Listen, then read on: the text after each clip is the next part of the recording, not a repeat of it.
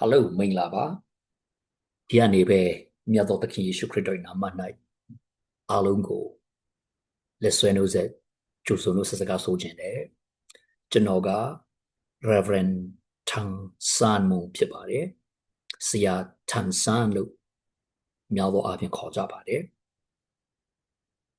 ကျွန်တော်ဒီကနေ့မကြသေးခင်ကာလမှာထုတ်ဖြစ်ခဲ့တဲ့ Amazon ကနေထုတ်ပြခဲ့တဲ့ကျွန်တော်ရဲ့စာအုပ်လေးတစ်အုပ်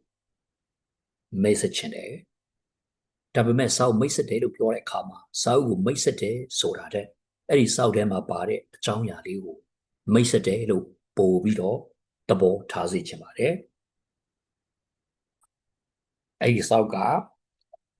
Train up a child ဆိုတဲ့ခေါင်းစဉ်နဲ့ကျွန်တော်ရေးပြခဲ့ပါတယ်တုတ်တန်ကျမ်းတွေကကလေးသူငယ်ကိုငယ်သောအရွယ်ကနေစပြီးတော့ပဲ့ပြင်ဆုံးမှာပါပြူထောင်ပါဆိုတဲ့အသုံးလုံးလေးကိုငါသုံးထားတာဖြစ်ပါတယ်ဒီမှာကျွန်တော် share screen နဲ့အနည်းငယ်လောက်ပို့ပြီးတော့မြင်တော့အောင်ပြပေးပါမယ် train up a child ဒါကသူရဲ့ရှေ့မျက်နှာပုံဖြစ်ပါလိမ့်မယ်ဒါကသူ့ကြောပုံဖြစ်ပါတယ်ယုံကြည်သူခရိယန်မိသားစုအတွင်းတဦးနဲ့တဦးဘယ်လိုဖေးမှလို့ဘယ်လိုပြုထောင်ကြရမယ်အထူးသဖြင့်မိဘနှစ်ပါးအနေနဲ့ကိုယ်ကလေးကိုလူပုတ်အလဲမှာလောကီဆန်လာတဲ့လောကကြီးအလဲမှာဘယ်လိုသူတို့ကိုဝိညာဉ်ရေးရမှာလမ်းညွှန်မှုပေးရမယ်ဆိုတဲ့နှစ်ပေါင်း20အထက်30နီးပါးသောကျွန်တော်နဲ့ကျွန်တော်ရဲ့ဇနီးတွေကျွန်တော်ဇနီးမောင်နှံရဲ့အတွေ့အကြုံလေးကိုအခြေပြုရင်းနဲ့အမှုတော်ဆောင်တဦးအနေနဲ့တော်လကောက်အိတ်ထောင်ဦးစီအနေနဲ့တော်လကောက်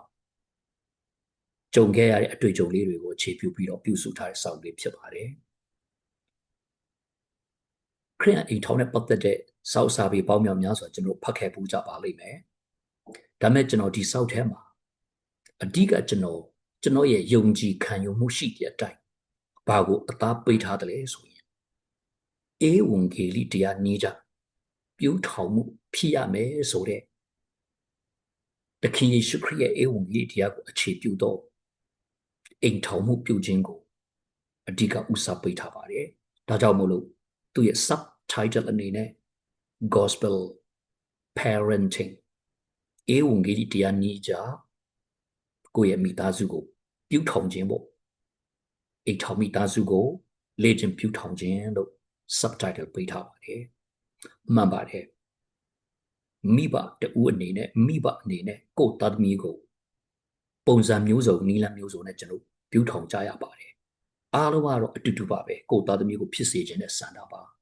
ပေမဲ့ဖြစ်စေခြင်းနဲ့ဆန္ဒတူပေမဲ့လို့ပြုထောင်မှုစနစ်ပုံစံကတဦးနဲ့တဦး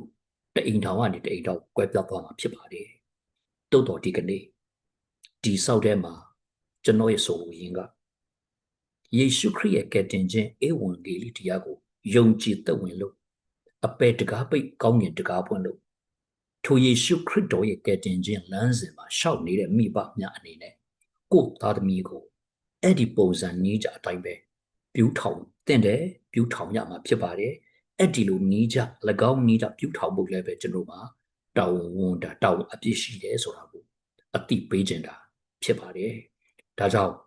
ကျွန်တော်ရဲ့ပြုထောင်မှုဒီဧဝံဂေလိတရားနည်းကြပြုထောင်မှုဖြစ်ရပါမယ်ဒီခေါက်ကျွန်တော် Pittsburgh မှာ University of Pittsburgh ကိုအခြေပြုကျင်းပမှာဖြစ်တဲ့အမေရိကရောက်အာရှတိုက်သားများရဲ့ညီလာခံမှာကျွန်တော်ရဲ့ dissertation နဲ့ပတ်သက်ပြီးတော့ paper presentation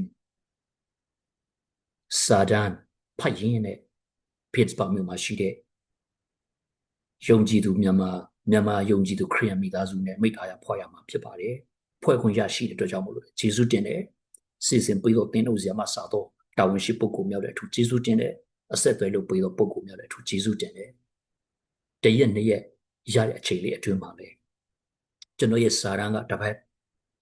ယုံကြည်သူများနဲ့မိသားရဖွဲ့တဲ့နေရာမှာအခုနကျွန်တော်ပြောတဲ့ Gospel Parenting ဧဝံဂေလိတရားနည်းကြကိုယ့်ရဲ့အိမ်ထောင်မိသားစုကိုလေ့ကျင့်ပြုထောင်ခြင်းဆိုတဲ့ကျွန်တော်ရဲ့စာအုပ်ထဲကအစီထုတ်ထားတဲ့အပိုင်းလေးတွေအဓိကအချက်လေးတွေကိုအခွင့်အရေးရတဲ့လောက်လေး ဝေငါတသိခံလိုပါတယ်ဆိုတာကိုလေကြိုတင်မိတ်ဆက်စကားဆိုရင်းနဲ့စောအောနှိုးစောလိုက်ကြတာဖြစ်ပါတယ်အားလုံးနဲ့တွေ့ရဖို့အထူးမျှော်လင့်တယ်စိတ်လည်းလှုပ်ရှားတယ်ဘုရားကျေးဇူးတော်လည်းကြိုတင်ချီးမွမ်းနေမိပါတယ်တူချင်းစီတွေလည်းပဲဆုတောင်းခြင်းအားဖြင့်တတိယပေးကြပါယေရှုခရစ်တော်နာမနဲ့တူချင်းစီကိုကြိုးစုံနှုတ်ဆက်ပါတယ်ဘုရားရှင်ကောင်းချီးပေးပါစေ